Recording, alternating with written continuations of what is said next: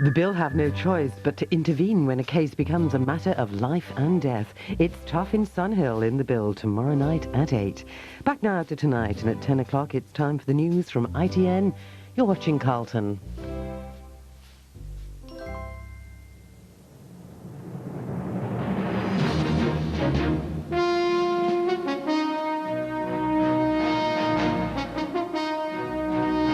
From ITN, News at 10 with Trevor MacDonald. The abandoned refugees who now await their fate. Wife's tearful appeal for the man who broke bearings. George Grimm hears the verdict on his transfer dealings. And why, for once, Liz Hurley chose not to smile for the cameras. Good evening.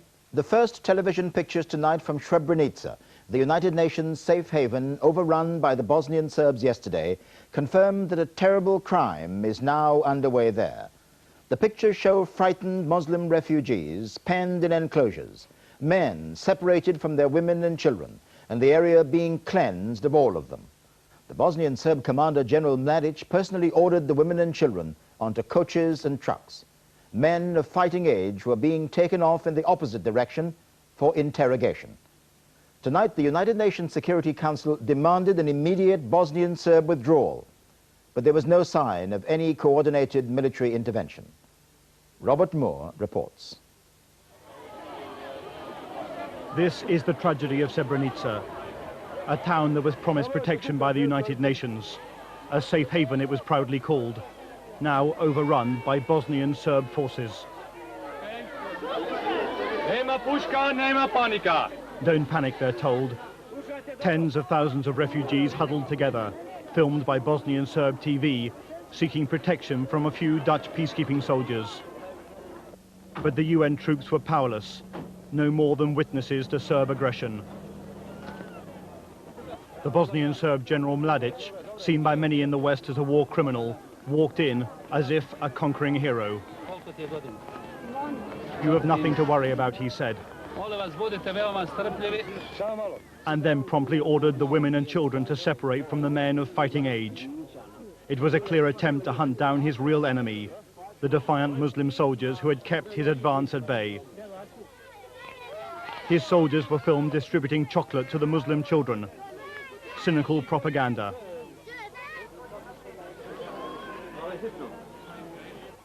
For around the corner, his troops were overseeing the humiliation of the local population, forcing them out on buses, a siege ending with the women and children of Srebrenica streaming out as refugees. And all of this in one of the 6 areas of Bosnia that has been designated by the UN as a place where civilians would be safe from attack. Far away on the Croatian coast, the UN Rapid Reaction Force is still being assembled. Dutch Marines arriving this morning. But the role of such troops, like the position of the entire UN mission in Bosnia, is more uncertain than ever.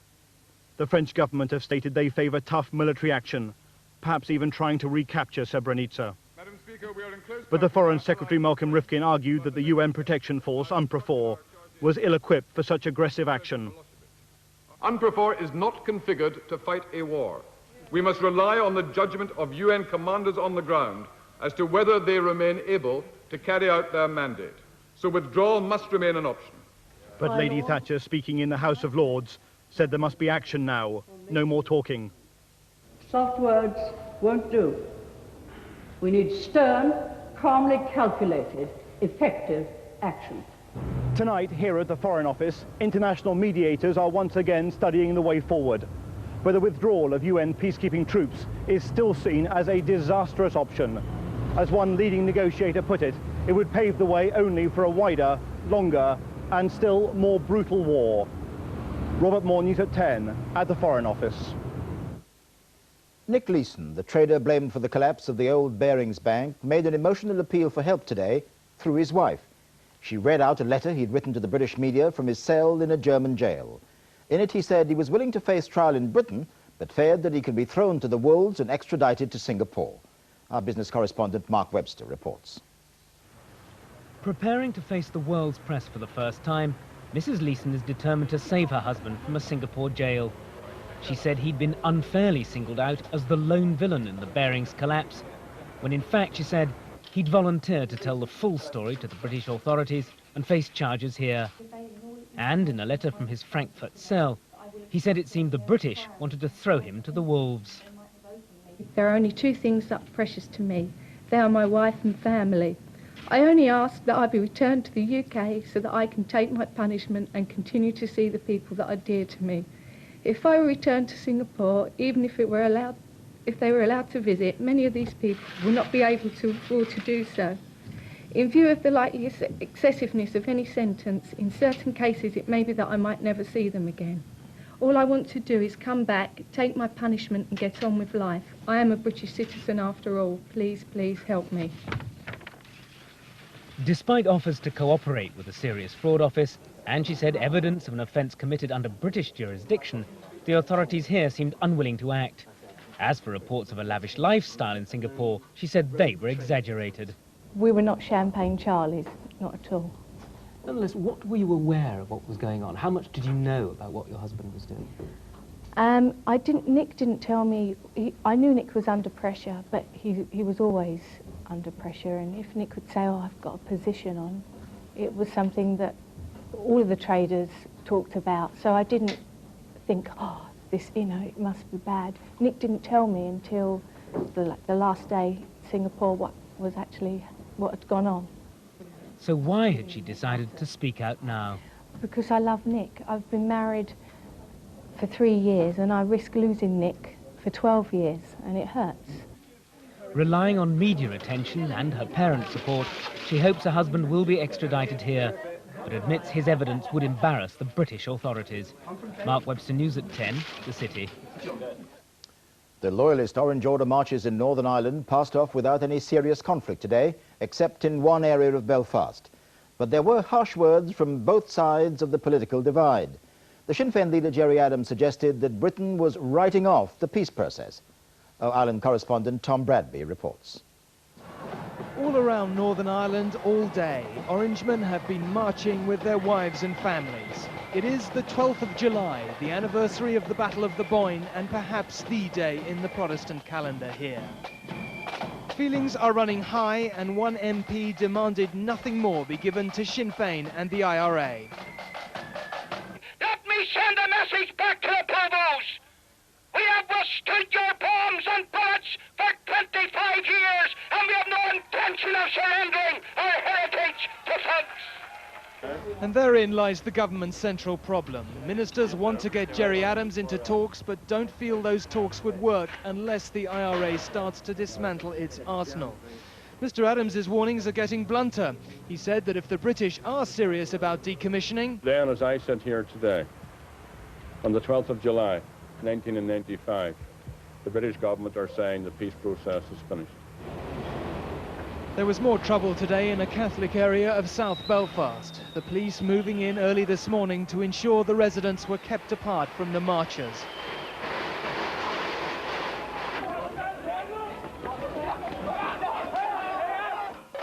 As the march proceeded, the residents protested.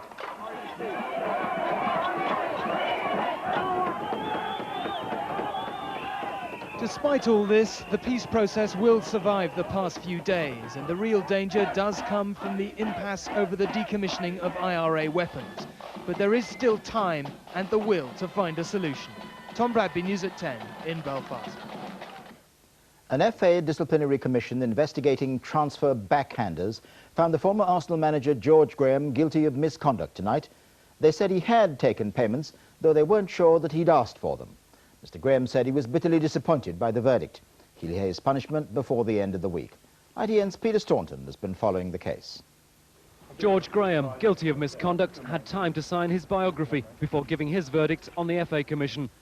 It had taken 3 days to reach the conclusion that the former Arsenal manager should not have accepted more than £400,000 from a football agent. I am bitterly disappointed with the verdict. I always said the payments were unsolicited, and this has been proved.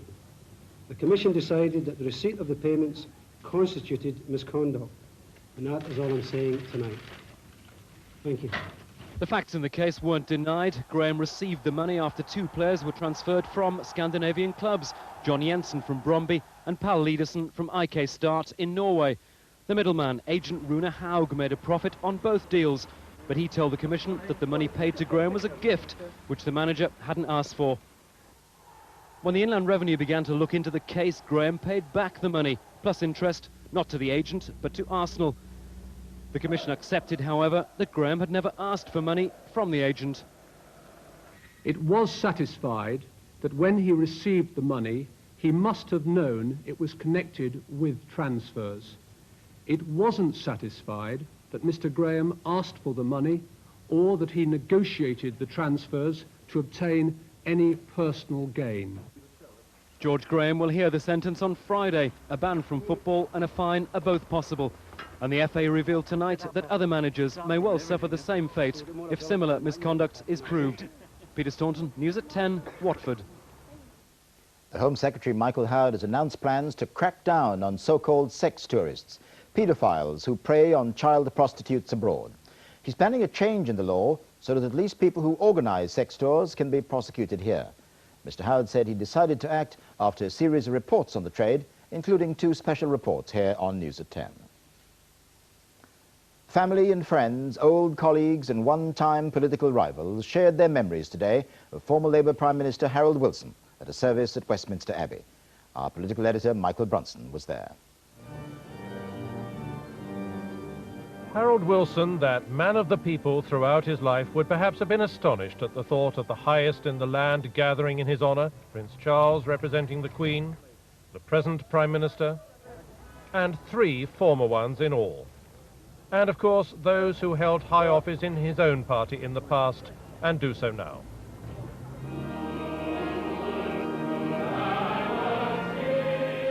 But this memorial service, with its hymns, "Who would true valour see" and "Fight the good fight," also reflected the person described by Lord Callaghan, Harold Wilson's successor, as a gritty Yorkshireman, unimpressed by wealth or status.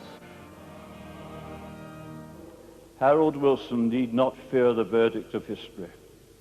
His was a humane administration.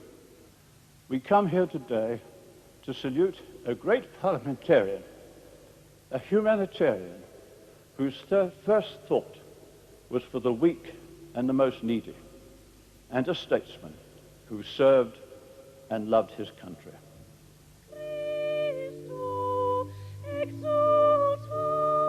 There was also a touching and beautiful reminder through the singing of a Latin anthem by Harold Wilson's granddaughters Catherine and Jennifer of the family life that had been of such importance to him.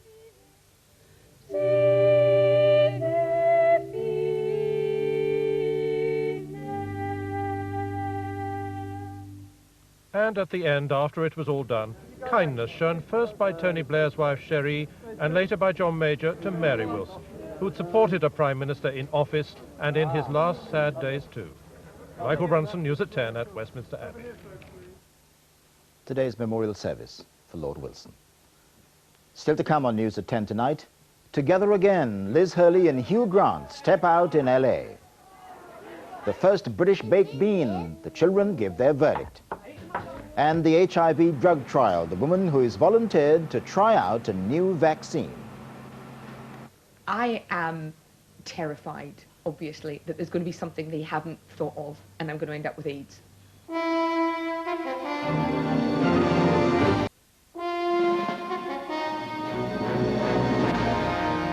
Welcome back. After Hugh Grant's appearance on American television and an unexpectedly quick fine for his lewd conduct with a prostitute, attention turned today to his girlfriend, Elizabeth Hurley. She did accompany him to the premiere of his new film, but she hardly smiled and appeared to find the occasion something of an ordeal. ITN's Bill Neely reports from Los Angeles. A Hollywood opening night. Warm embraces, happy faces. That's how it usually is. This was very different. Liz Hurley's appearance unexpected in every sense. Standing by Hugh Grant, but seeming to smoulder as he smiled. The face of Estee Lauder showing all the signs of humiliation and embarrassment. Grinning and bearing it at their most public appearance since his arrest. Quite a contrast to their last Hollywood arrival at the Oscars just 15 weeks ago. Grant has now been fined the equivalent of £800 for his lewd conduct, placed on probation for 2 years and ordered to learn more about AIDS. He didn't go near the court. His lawyers dealt with it in minutes.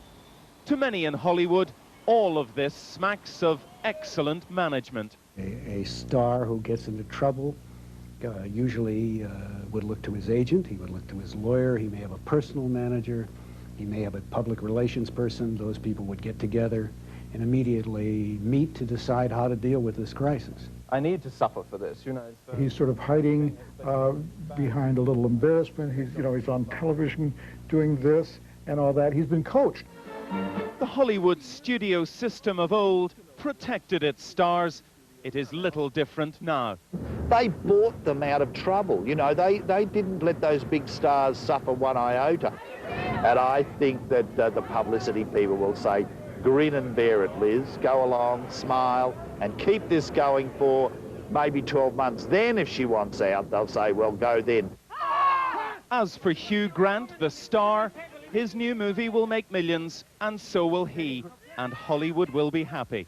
But before then, Hugh Grant will sit down once more in a few hours' time on yet another talk show to face more questions, more publicity. Bill Neely, News at 10, Los Angeles.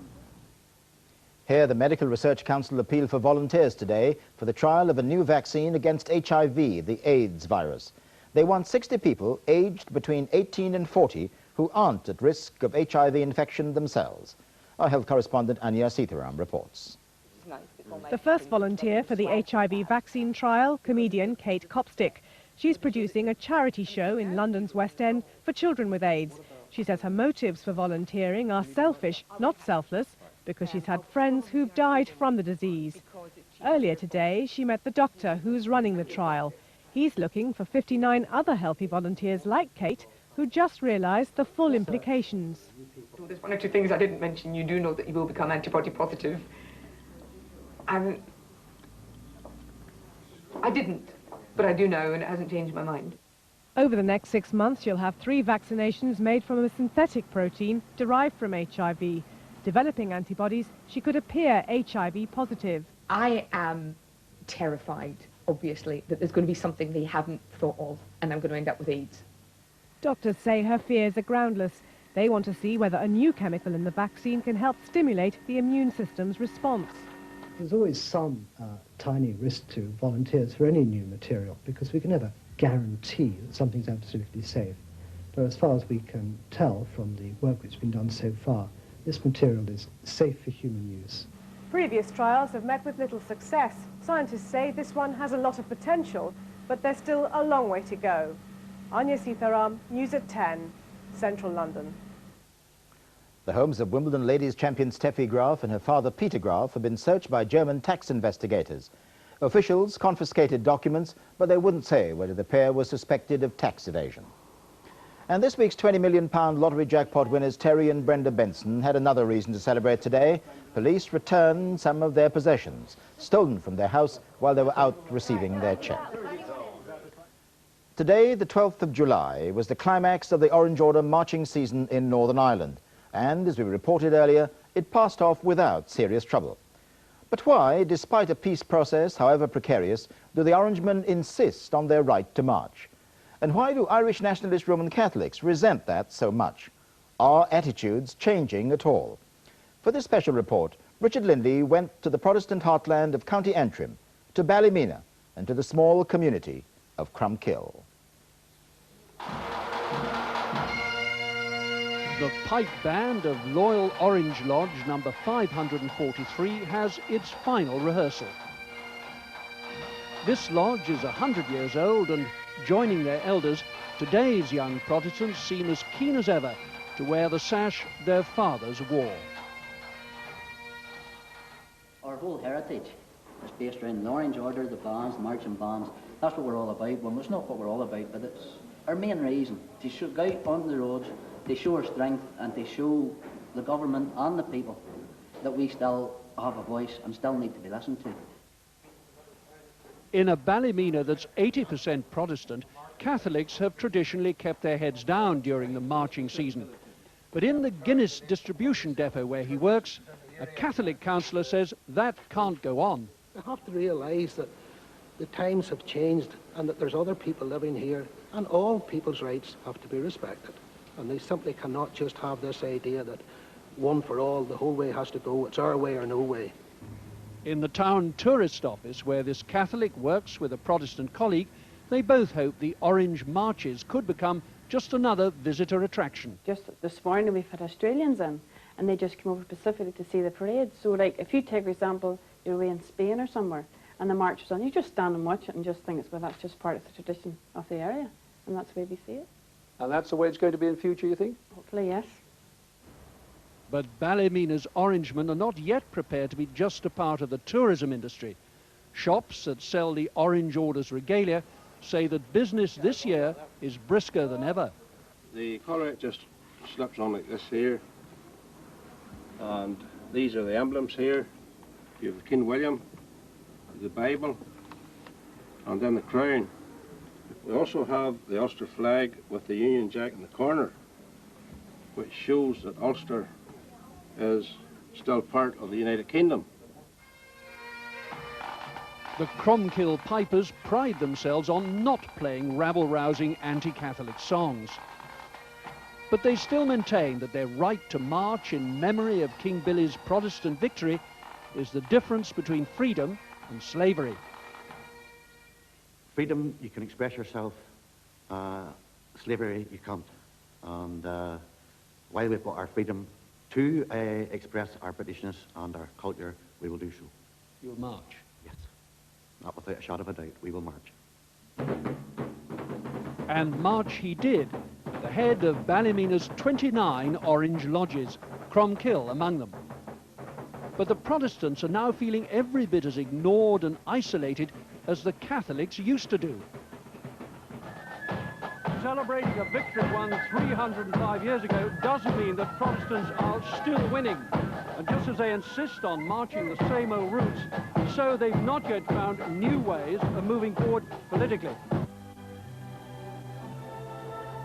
While marches and bonfires make a political point for the Protestants, the 12th of July will never be just a good excuse for a party. Richard Lindley, News at 10, Ballymena. Tonight's main headlines again. Bosnian Serb television has shown harrowing pictures of refugees being forced out of Srebrenica. And here the FA has found George Graham guilty of misconduct over his transfer deals at Arsenal. And finally, we like our baked beans here in Britain. They were always the staple food item of the transport cafe. But British farmers have never been able to grow the right sort of bean for baking. Well, now they can, as Lawrence McGinty reports. It may come as something of a surprise, but none of the baked beans on the supermarket shelf are British. In fact, we import 100,000 tons of baked or navy beans a year, mostly from America, costing £40 million. We're top of the Bean Eaters League. In Europe, people eat an average of half a can a year. In the US, where baked beans were invented almost 100 years ago, it's around 6 cans. But in Britain, we eat more baked beans than anyone else in the world. 1 billion cans a year, 16 cans per person. Now, these British beans could save the country millions in import bills. Scientists specially bred them for the British climate. But they've been such a big hit, farmers are even growing them in Michigan, the navy bean capital of the world. So what's the verdict of the real experts? They taste lovely. Lovely. Because the taste is more different than the other tasting of the other beans. The new British beans will be no more expensive than foreign varieties. Sadly, they won't do anything to solve the problem of those embarrassing windy moments, but scientists are already working on what they call the social bean. Well, there you are. That's it tonight. We're back tomorrow. From all of us here at ITN, good night.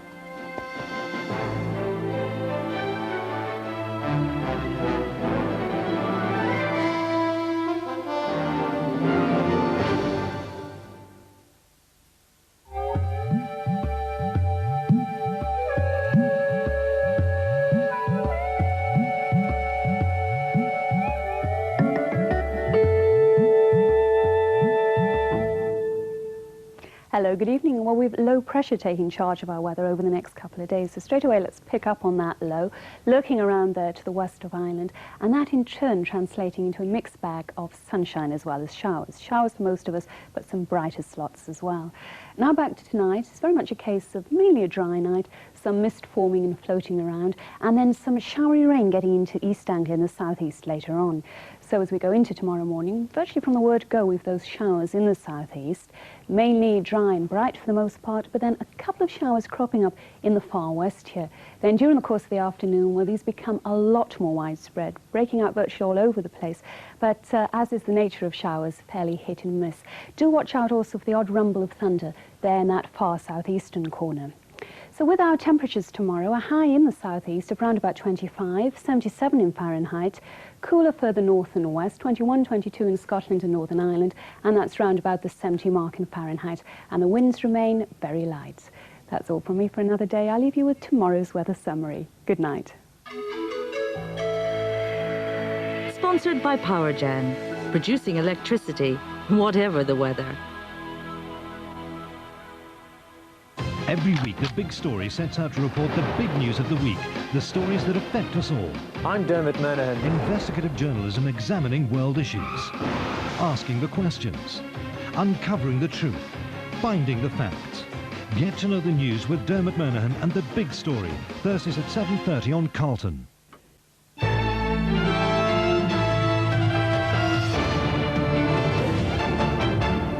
Good evening, I'm Mary Nightingale. This is London Tonight. First, a family feud over Colin Stagg's wedding plans. The family of the man acquitted of murdering Rachel Nickel have warned him not to marry his fiancée. They fell in love while he awaited trial for the notorious crime. Hay Gordon has the story. To many, it'll be the unlikeliest wedding of the season. The groom, Colin Stagg, the man cleared of murdering Rachel Nickel on Wimbledon Common. The bride, Diane Beddoes, the pen pal who fell for Stagg while he was in prison awaiting trial. When she said to me in Wimbledon Crown Court, she said, I'm in love with your son. I mean, she's never met him. All she did was write letters. Well, what normal woman would write to a man she's never met in prison who was on a murder charge, filthy letters? She was one of several women who wrote these dirty letters. This is not a normal woman. Pack of them to 4 of each. For most couples, it would be a happy time of wedding preparations. But this particular marriage will take place against the background of a family feud. Colin's family have their version. This is Diane's. I just looked at his picture and I thought, I know this guy. And there was like a spiritual connection between us. And I started writing to him straight away, just basically to give my support to him because I knew he was innocent. The exact date of Colin and Diane's wedding is being kept secret. And although the preparations are now well underway, it's not too late for the family feud to be ended before the big day. This is Hay Gordon for London Tonight. Mystery surrounds the precise cause of Daniel Handley's death tonight. An inquest has failed to find how he died and revealed he could only be identified from dental records. The 9-year-old disappeared from East London and was found dead near Bristol 6 months later.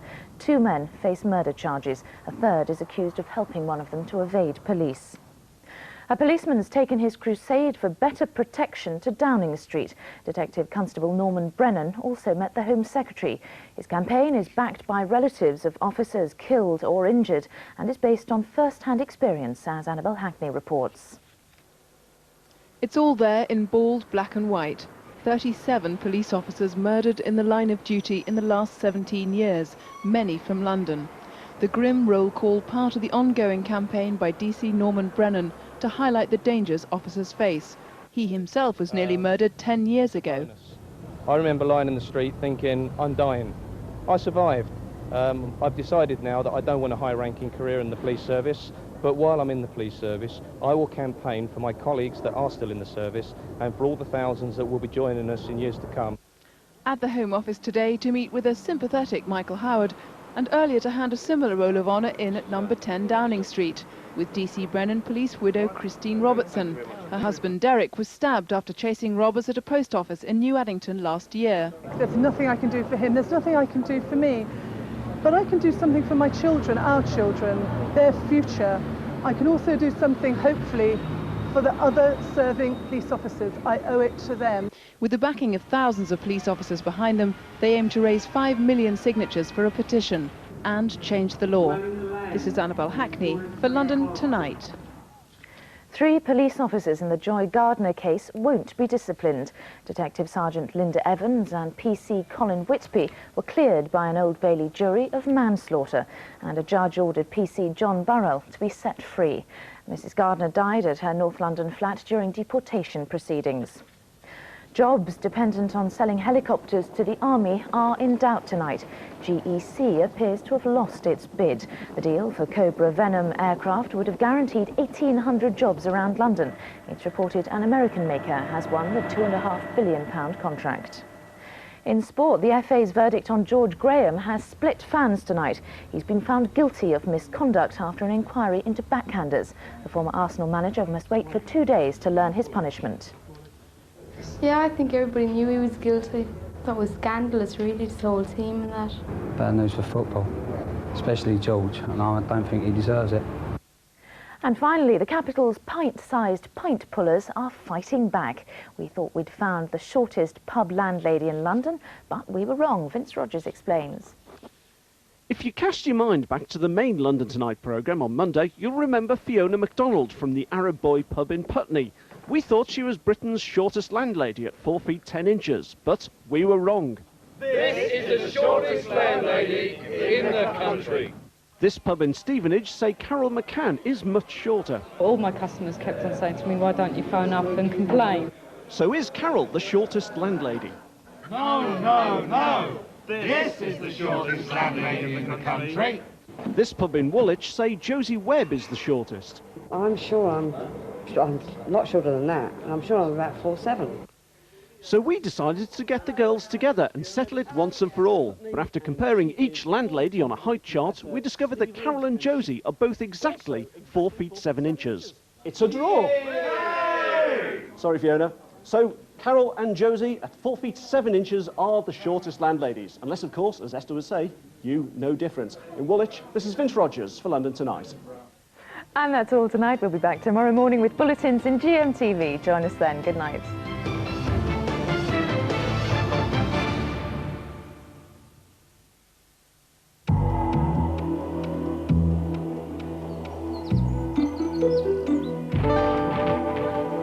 Well, they do say you can't please all the people all the time, but we're going to have a good old go over the next few days. A real mixture of sunshine and showers in order, and that will please the gardeners too. As far as tonight's concerned, well, it's going to start off dry, certainly, but there will be some showers coming up from the south later on in the night. 1 or 2 could be quite heavy, rumble or 2 of thunder maybe, but it will be a mild night. Temperatures no lower than 14 or 15 Celsius. So showers from the word go down in the south and elsewhere. Well, it might be a bright start, but those showers will soon get going, and by afternoon, a real rash of showers right across the region, some of them quite heavy and thundery, but it will be warm. The temperatures up to 23 or 24 Celsius and a light southeasterly breeze. The rest of the week continues the showery theme. Here's a summary.